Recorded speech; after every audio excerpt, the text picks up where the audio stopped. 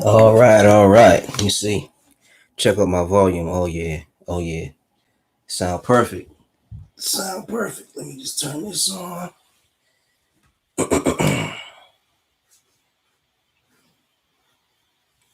All right, just getting started. Getting my computer started. Live on YouTube, live on Instagram, live on Insight Timer. Live on Insight Timer at 18 seconds. Peace and blessings to everybody who's here. Peace and blessings to everybody who stayed up this late. Everybody who can't sleep. Hey Daisy, what's up? All right, let's get started. Let's get started. All right, we're gonna wait a couple of minutes, see who else joins us on the other apps. Let's see who jumps in for this live lecture. I hope all is well with you, Daisy.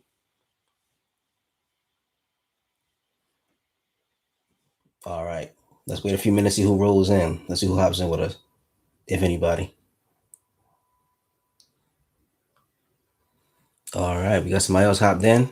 All right, what's going on? Peace and blessings to everybody. We're gonna talk about some interesting stuff tonight. I'm just waiting for this insight timer to bring in our other visitors, and we can begin. And wait a couple of minutes. Yeah, everything's good, Daisy. Everything's real good. Everything's real good down here in Maryland. I'm gonna be publishing my book real soon. Actually, by next week, I should have the book. By next week, I should have it.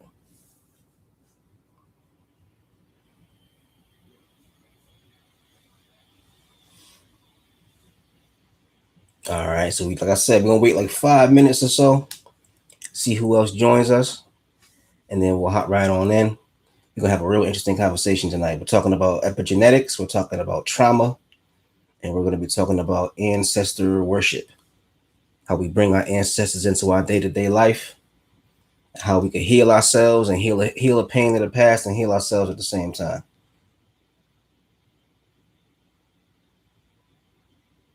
This should be fun. I'm excited.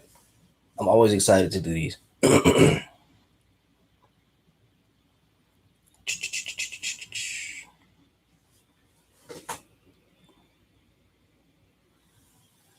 Who else is that? Clink. Who's that?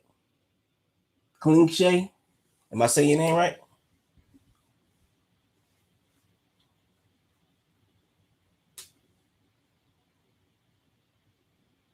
Well, welcome and blessings. All right, let's just jump in there again. So essentially, like I was saying, tonight what we're going to be talking about basically how scientists are now discovering that the pain of our forebears, our ancestors, the pain of our mothers and fathers can be passed down to us.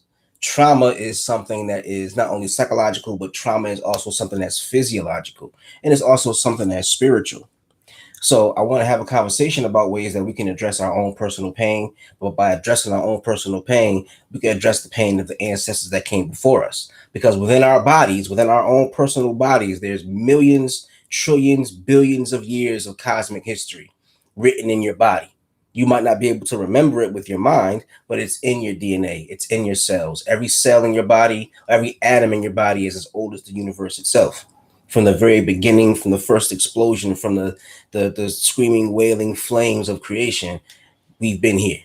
Maybe not in this physical form. We've taken different forms throughout all of creation. However, we've been here for a very, very, very long time. And I want us to start exploring that and thinking about how the fact that we are eternal beings, the fact that we've been here from the very beginning, we can't be created or destroyed. What does that mean as far as us healing and ascending to the higher levels of consciousness? So what I want to talk about first and foremost is epigenetics. Epigenetics states that elements in our environment and our own behavior can alter our DNA or alter our DNA expression. What does that mean? The CDC, or the Center for Disease Control, states that epigenetics is the study of how your behaviors and environment can cause changes that affect the way your genes work. Now, I want to stress they're not talking about gene mutations. They're not talking about you all of a sudden becoming an X-Man or anything like that. When they talk about change your genetics, what they're basically talking about is they change your gene expression. So that means that in your body, you have genes. In these genes is a whole bunch of traits and a whole bunch of characteristics, but not all of those traits get expressed. You might have a latent gene in your body for a very rare stomach cancer, or you might have a latent gene in your body to be 7 feet tall, but that gene might not express itself. Like for instance, in my body, I always dreamed that I had a gene in my body where I was supposed to be 6 feet. I'm 5'10". I want to be 6 feet so bad, it's crazy. But the gene in my body to be 6 feet tall, like my dad, or 6 feet one, like my little brother, that gene is not expressing itself. Therefore, I got the 5'10" gene, but I got the cute gene, so that's cool. But anyhow, epigenetics are things in your environment, things around you actually change how your genes express themselves. So, for instance, if you work out every single day, right, and you're in a healthy environment where there's lots of fresh air, guess what? Your genes are going to be given positive, they're going to have positive results. So, if you have a gene in your body for, say, heart disease, if you're working out, eating properly, that gene won't express itself. Or you might have a gene where you might be able to run a marathon. If you take care of your body, that gene might be activated and you might become a faster runner because of how you treat your body. Your genes are expressing themselves differently based upon what you're doing. And the article states that epigenetics pretty much means that certain genes or certain gene characteristics get turned on and get turned off. So things like diet, how you eat, smoking, drinking, exercise, all of these things can have an epigenetic result on your body. But there's other things that can have a result on your body as well. There's some things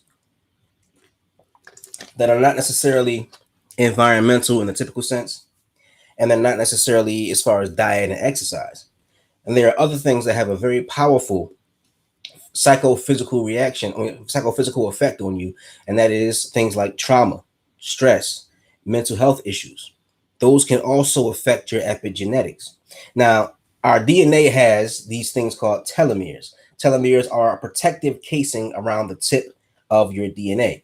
Whenever cells divide, right, which means the cells are going to divide and replicate themselves. When the cells divide and replicate themselves, the telomere diminishes, but not a whole lot, but it diminishes a little bit over time.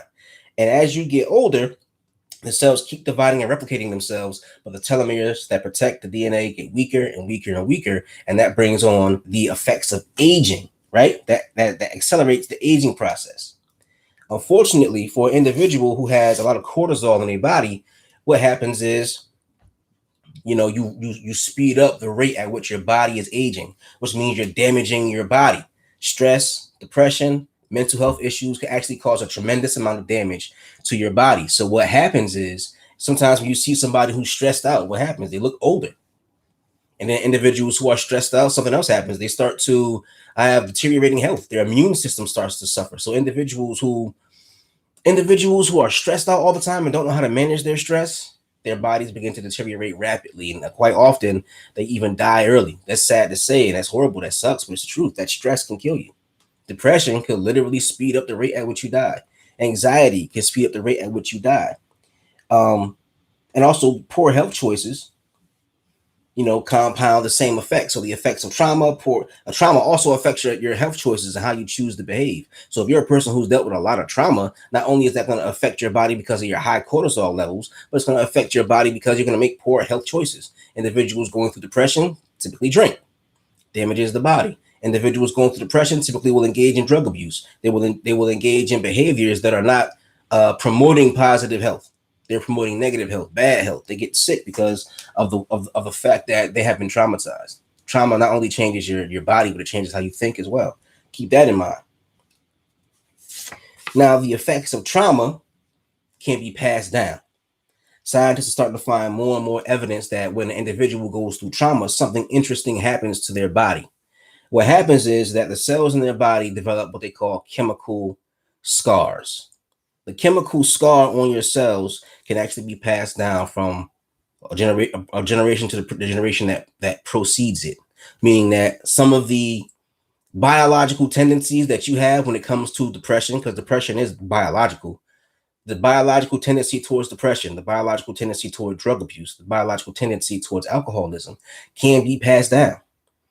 And quite often, these things are the result of severely traumatic events or the result of how your parents choose to live. This is basically stating that epigenetic changes can be passed down from our parents to us and from our grandparents to us, from one generation to the next. Keep that in mind. So, for Holocaust survivors, now the Holocaust, the Jewish Holocaust that happened during World War II, that was a very important time in history. And there's a time in history where there's probably been a very few moments in human history collectively where we've had that much collective trauma all at once. So there's a doctor by the name of Rachel Yehuda, and she's a neuroscientist. She studied children of Holocaust survivors. She identified epigenetic changes in the children born after the traumatic events of the Holocaust, meaning that she started to notice that there were certain things about these kids that were different from other kids. These kids had a higher tendency of depression, higher tendency towards anxiety, and higher tendency to behave in a way that was evidence of PTSD. So even though they had never gone through the trauma of the Holocaust, even though they were born after the Holocaust, even though they were born to parents who tried their best to stabilize the environment, these kids still showed signs of being traumatized by what happened before they were even born. Yehuda clarified that PTSD in parents isn't transmitted to children, but it affects the children's biology. So what she's saying is that the PTSD wasn't necessarily passed down to the kids from the parents, but what happened is that a lot of these kids ended up having a proclivity towards depression, anxiety, or PTSD, meaning that their biology kind of made it so they were more susceptible to it in some ways. They were more vulnerable to the possibility of having depression and PTSD. Now, some people are born, or they're just, no matter what they go through, somehow they just stabilize. Their bodies remain in a state of homeostasis. I know people who've gone through all kinds of things, but depression never really hit them. And I know individuals who've gone through things that some would consider to be relatively minor, but the impact of it is so powerful simply because their bodies have a predisposition towards depression, anxiety, etc., etc., etc. Now, this is a very interesting article for anybody who wants to continue reading the article. I got that article from the Office of Research and Development in the U.S. Department of Veteran Affairs. I want you to check that out. Now, for generations and generations, we are bearing the pain of those that came before us. Individuals who are in America, Black people, are carrying the pain of 400 years of slavery. Individuals from other communities, if your community suffered from a civil war, a Holocaust, if it suffered from famine, those things can affect you biologically, and your biology and your psychology, they're not two separate entities. Your psychology is actually affected in many ways by your own body. So the changes that these things create in your body can make it so that your mental health could be at risk simply because of things that happened before you even brought into this world. That's the crazy part. So we know that we must heal ourselves, and it's hard to heal ourselves without taking into account the fact that so many of our ancestors went through pain as well. So we got to heal ourselves for the future, but by healing ourselves, and this is my belief, by healing ourselves, we can also heal the spirit of our ancestors that came before us and assist them in finding peace. Now, this is basically for individuals who believe in what you would call an afterlife. They believe in the continuation of consciousness after the physical body has died. After the physical body is gone, I believe there's more. I believe you can't create or destroy anything. The body is an illusion. The body is mostly empty space. So the body really ain't here. So what's here? The only thing really truly here is consciousness itself. And that's non-physical. So if it's non-physical, can it truly be destroyed? So I believe that after our ancestors leave, they still remain around us. That energy is still there. Unfortunately, we live in a culture and a society where ancestor worship is something that's alien to us. It's foreign to us. So what happens is that term ancestor worship sounds very strange. Now, other cultures, Native American culture, African cultures, and some Caribbean cultures, and some cultures in the Bahamas, that's not that strange. Having a relationship with ancestors that passed away is not that strange for a lot of people. Nicole, how are you? Glad you joined. So like I was saying, there's a lot of individuals out there who might not believe in ancestor worship. However, ancestor worship is probably older than the worship of God. If you study spirituality going all the way back to the beginning, we had a connection with our ancestors that passed away before there was ever even a religion.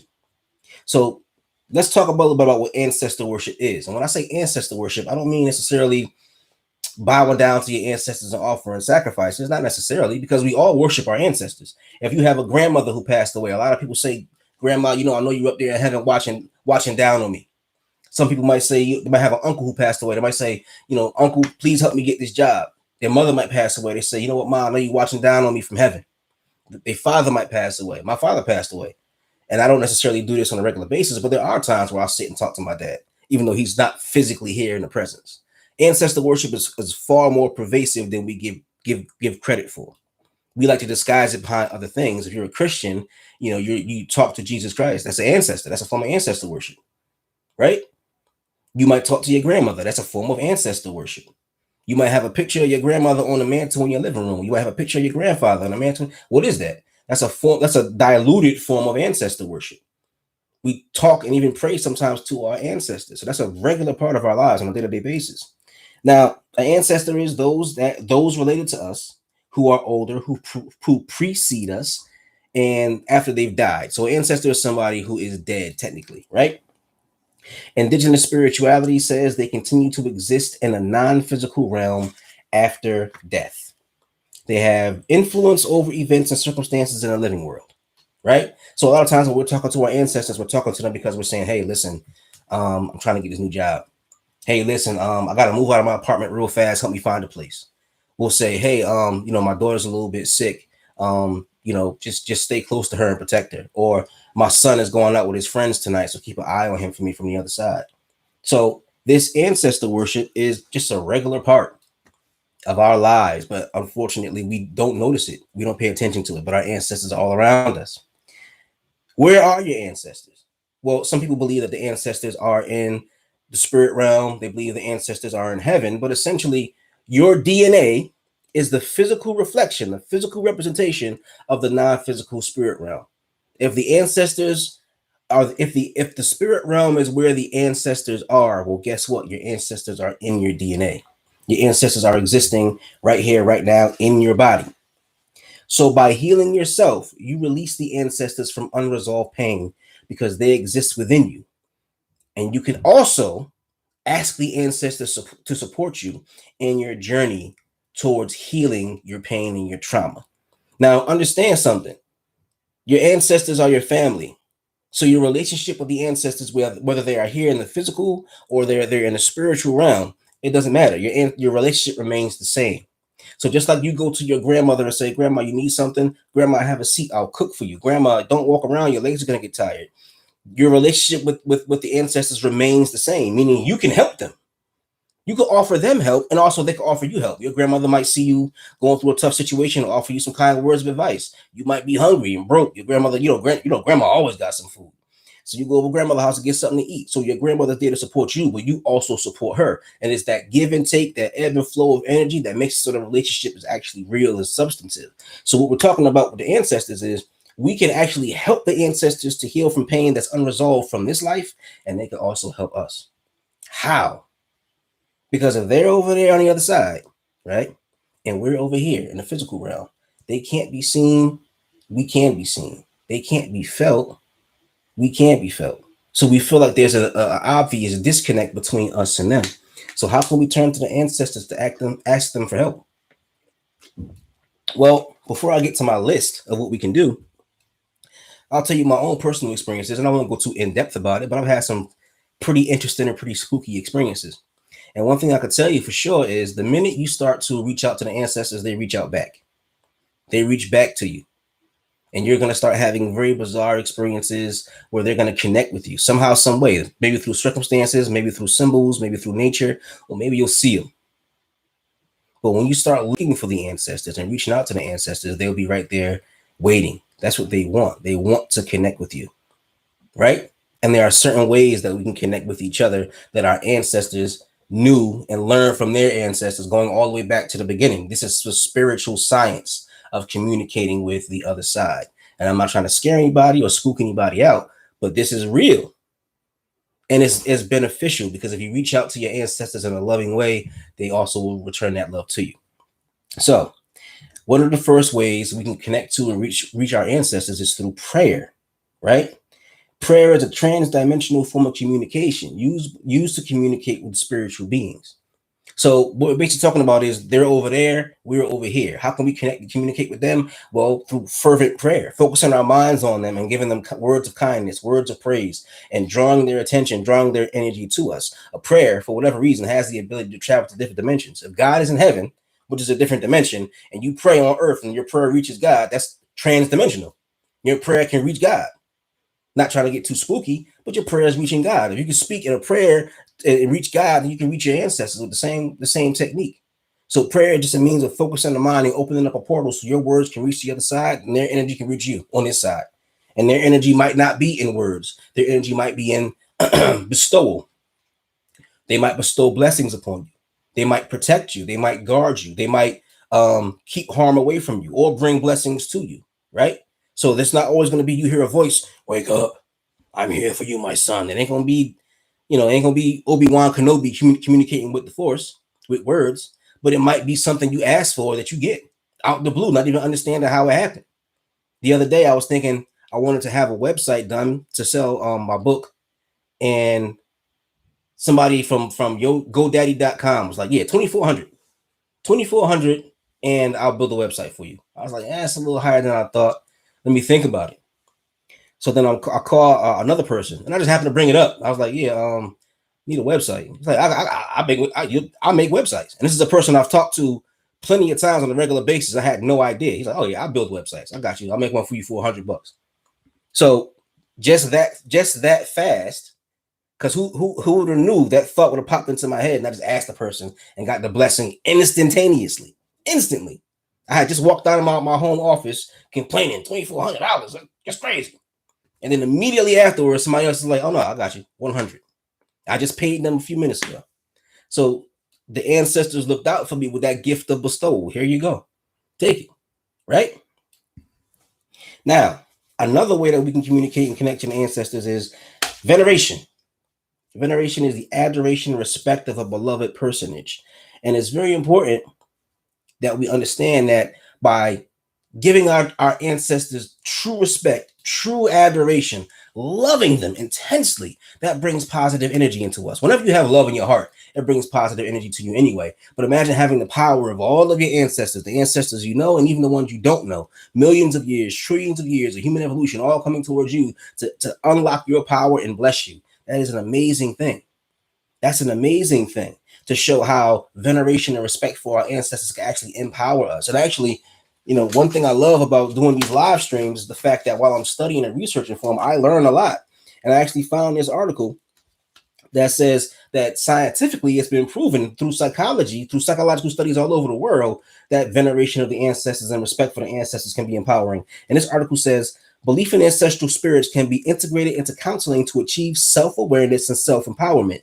Knowing about one's root, its history, and the exemplary behaviors and or good virtues of one's ancestors can certainly facilitate self-awareness and or self-empowerment, which ultimately is health promoting in many ways. So what it's basically saying is that by focusing on the love that you have for your ancestors can make you more powerful.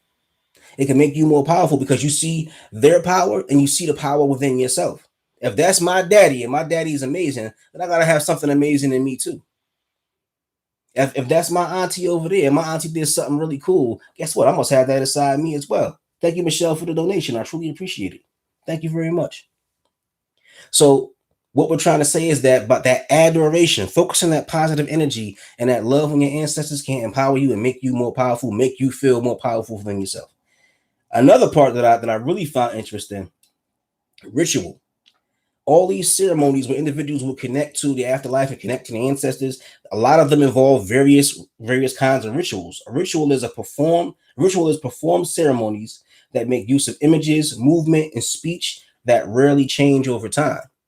So a lot of these rituals that people are practicing now are rituals that have been the same or pretty much the same for 100 years, 200 years, 1,000 years, right?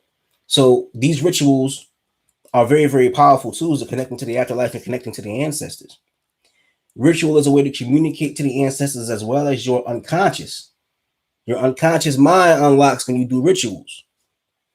Repetition, intonation, symbolism create portals into the mind. And I found another really cool article that I really want to break down for y'all. If I had time, I'd probably read this whole section, but I'm not going to do that. But this section says ritual as a highly successful cultural gadget that makes sense from an evolutionary perspective. Ritualized behavior, they argue, has four features that differentiate it from regular action: rigidity, redundancy, compulsion, and goal demotion, i.e., its desired effects are not clear and straightforward as regular behavior. The heightened level of reflexivity and focus and the combination of positive and negative prescriptions and ritualized actions flood our working memory and make it difficult to perform absent-mindedly. Ritual thus functions as a fairly efficient form of thought suppression, driving potentially harmful thoughts and desires away from consciousness and preventing them from resulting in long-term trauma. There's something else I wanted to read. This is from a Chinese philosopher who was a disciple of Confucius. And this one is a little bit long. I'm not going to read the whole thing, but he's talking about a ceremony that people will perform in China. And he said the Confucian exemplary person utilizes the bells and drums to create correspondence between their consciousness and the way, or the Tao. Now, the Tao is something that's difficult to describe, but what the Tao is pretty much the supreme force behind everything in the universe, but it can't be named and it can't be defined because it's so vast and so powerful and so pervasive that you can't really pin it down. If you think you got it and think you pin it down, well, the Tao is so pervasive, it'll defy every definition. So some people see the Tao kind of as God, or they see the Tao as kind of like the hidden forces of nature, or they see the Tao as nature itself. But at the end of the day, the Tao is the supreme power in the universe from which everything else comes. They move wielding the shield and battle axe adorned with oxtails and plumes. They follow the rhythm of the chime stones and pitch pipes. And their purity and brilliance, they model themselves after heaven. And their greatness and vastness, they model themselves after earth. And their posturing and movements, they model themselves after the four seasons. Thus, when music is performed, their intentions becomes pure. And when ritual is cultivated, their conduct is perfected. By following the ritual script, modeling their movements on cosmological processes, or playing the part of a deity, natural force, or a cultural hero, the practitioners are able to identify with them and enter into a relationship with the divine. And there's a lot more underlying because I found that particularly profound. I really like that one. But essentially, what it's saying is that ritual is a way of unlocking the mind, and it's a way of helping you to heal. And not only is it a way of helping you to heal, but it's a way of connecting. When you perform a ritual, like think about it. Think about the world's biggest religions. The world's biggest religions are usually religions that have a very heavy ritual life, like the Catholic Church. The Catholic Church has rituals for everything. They have litanies for everything. They have images for everything. So there's so much ritual in the Catholic Church that gives it a profound effect on people's unconscious mind. So it's one of the biggest religions in the world. Religions that are bereft of ritual typically are not that big. They might only be important in one community here or community over there, but the biggest ones always have heavy rituals, right? So ritual is a way of connecting to the divine. And when we're talking about the divine, we're talking about that other side. We're not just talking about God, but we're talking about the other side, period. These rituals from the very beginning were understood to be a technique to connecting to something outside of us, something pervasive and something transcendent and something unseen. So by performing these rituals, we connect to some powerful stuff. We connect to powerful stuff when we perform these rituals. And it's important to understand that the ritual not only connects you outside to something powerful, but it connects you to something powerful inside. It connects you to the unconscious mind. When you perform these rituals, these ideas and these thoughts and these symbols go right into your mind. That's why it's good to have rituals when you get up in the morning, and good to have rituals throughout the day, because that's a way of communicating to your unconscious mind and making yourself mentally stronger. So when we're talking about rituals to connect to the ancestors, what exactly do we mean? Of course, we mean prayer, we mean veneration. But there's also other ways that people show respect for the ancestors, and I'll give you one of the things that I've always heard. Now I've intended on doing it. I haven't gotten around to it because I haven't found the right space. Find a positive space in your house, right? A spot that has positive energy and a spot that's not going to be too open to the public. You don't want a whole bunch of people walking through there and bringing their energy and bringing their vibrations there. You want to find a place where it's only going to be a few people, or maybe even just you, just your personal space, and erect an altar. Now, keep in mind for individuals who might be religious, you might be Christian, you might be Muslim. When I say the word altar, you're like, no, I can't do that. I only worship God or I only worship Jesus. Well, this is just a means for you to connect, a solid way and a solid place for you to connect with your grandmother. That's not a sin. If you believe in an afterlife and you believe your grandmother's still alive, or you believe that your granddad's still alive, or your uncle or whoever, if they're still alive, there is no crime and no sin in connecting with them. Now, find a space with positive energy and just talk. You start with that. Get a picture or something that belongs to an individual who you want to connect with on that other side. Put it there on that altar. That's your space and that belongs to them. So their energy is going to travel with that. It's going to anchor them in our realm. And just talk. The same way you would go to a therapist and pay a therapist money, you could do the exact same thing by connecting to your ancestors and supporting them. Communicate your pain and your need for support and offer them support as well. Tell them you understand what they've gone through in life. If you know that they had to go through a hard life and they suffered, tell them that. Tell them, I feel your pain. I understand your pain now. I'm here for you if you need me. I know we can't physically talk, but find a way to communicate to me. I love you. I miss you. And that talk is almost the same as talk therapy in a sense. And you're communicating to not only your ancestors, but you're communicating to yourself and to your higher consciousness as well. And it's a powerful tool. I did that a lot at one point in time, where I would literally go places and I would have my dad's picture in my back pocket. And sometimes I would just pull it out and just look at him and talk and just communicate. You know what? Dad, this marriage thing is hard. Send me some positive energy. Dad, when you were alive, you did some things I didn't understand. I wish I could understand you better. I wish I had more time with you. When I knew you, I was a little kid. But now that I'm a grown man, I want to connect with you more. You have your grandmother's artwork on your wall and touch it, talk to it. Yeah, exactly. Same for your grandfather. Exactly. Good job. Yo, amazing. Pam, thank you very much for the donation. And Stacy, this is something that people don't even recognize as ancestor worship, because we've been taught to be afraid of African spirituality and the spirituality of our ancestors. So we don't necessarily focus on it in the same way they did. But if we make that a regular part of our lives without feeling shame or fear, you'll be amazing at the powers you can tap into and the ability to heal. We have so many traumatized and unhealed people in our community, and we're not even using the tools that our ancestors wrote down for us, or the tools our ancestors passed down to us. That our ancestors had these rituals for a reason. They had these incantations for a reason. They had this understanding and these concepts for a reason. Don't let people convince you that your ancestors were foolish or that your ancestors were savages. Don't let people convince you that your ancestors did all this work and built all this stuff just so that you could be going through pain and misery now. Don't let people who just built the civilization try and tell you that civilizations that existed thousands of years ago didn't contribute anything to psychotherapy. If you study Imhotep a little bit, you'll understand. Imhotep was a guy he was a doctor who was so good at what he did, he was revered as a god. But not only that, but he was one of the first people to start working with dreams and psychology as a means of trying to physically heal people. He had a whole, I forgot the correct Kemetic term for it, but he had a pyramid where people would go to sleep. He would give them something to help them sleep. They would go to sleep and they would have dreams, and the dreams would give them clues on how they could heal themselves. Or if they needed a particular plant that had medicine, they would have a dream about the plant. Or the gods would give them the plant in a dream, and they would wake up and be like, oh, I need this blue lily over here to help me get rid of this cough. Okay.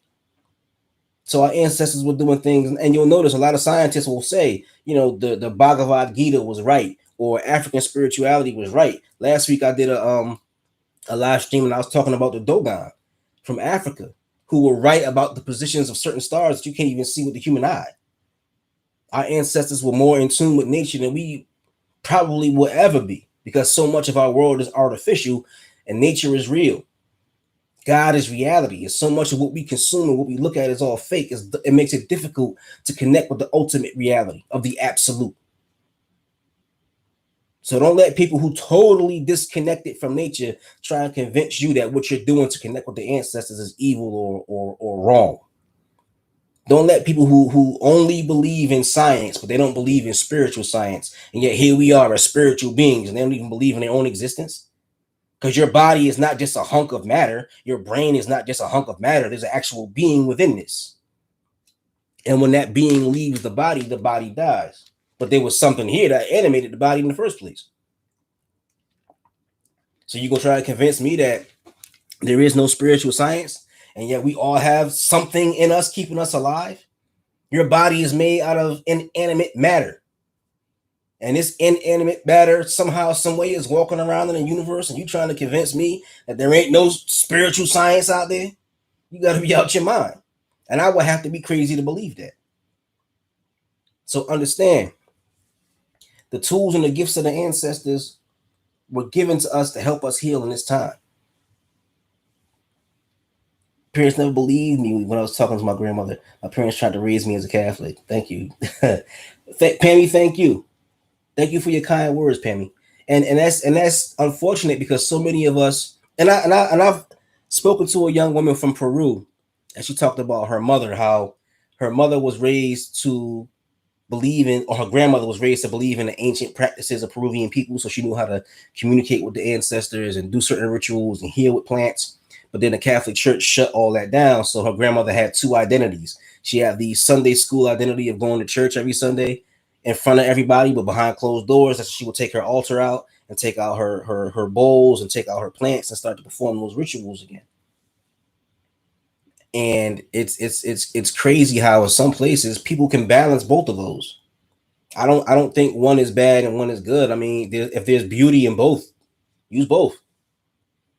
Crazy.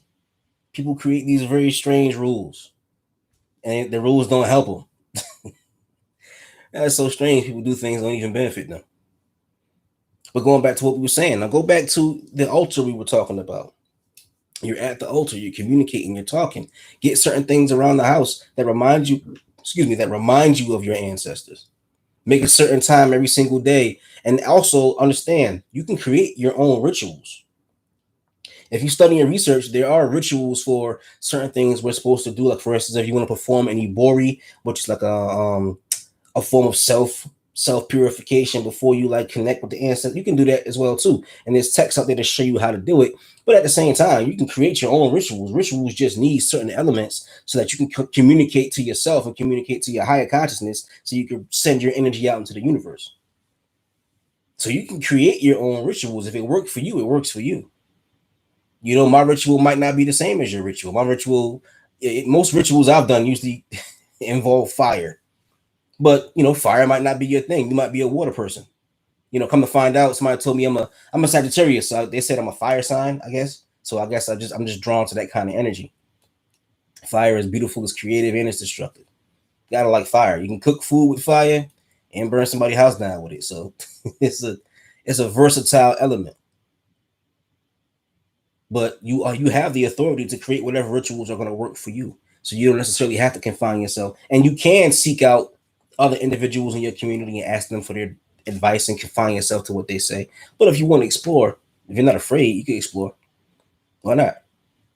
You know, use your own life as a form of exploration. You can explore in your life. You can create things in your life. You don't have to necessarily stay stuck in one realm. I mean, I just communicated to y'all. I just told y'all you can talk to ghosts.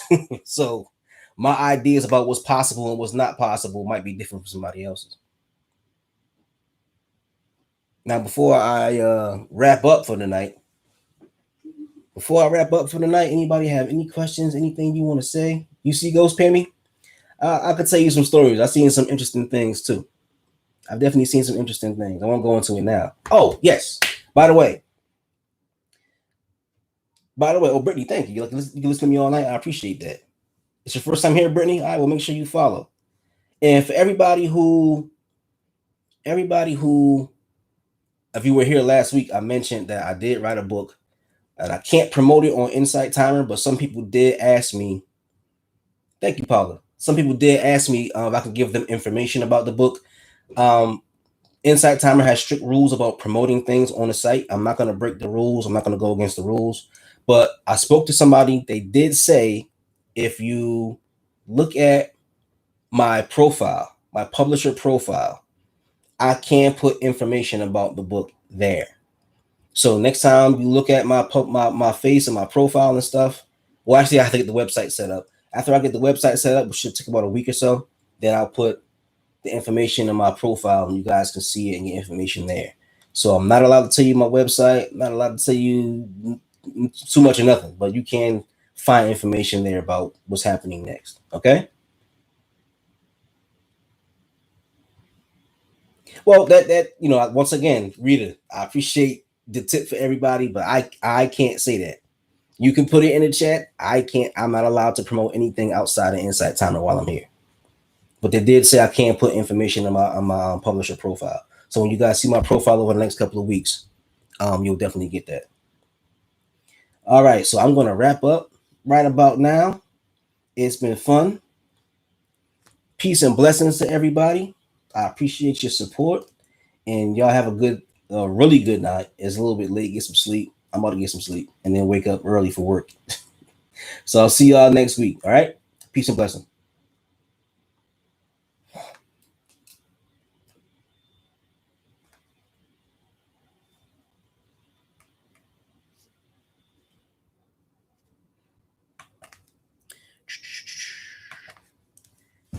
All right.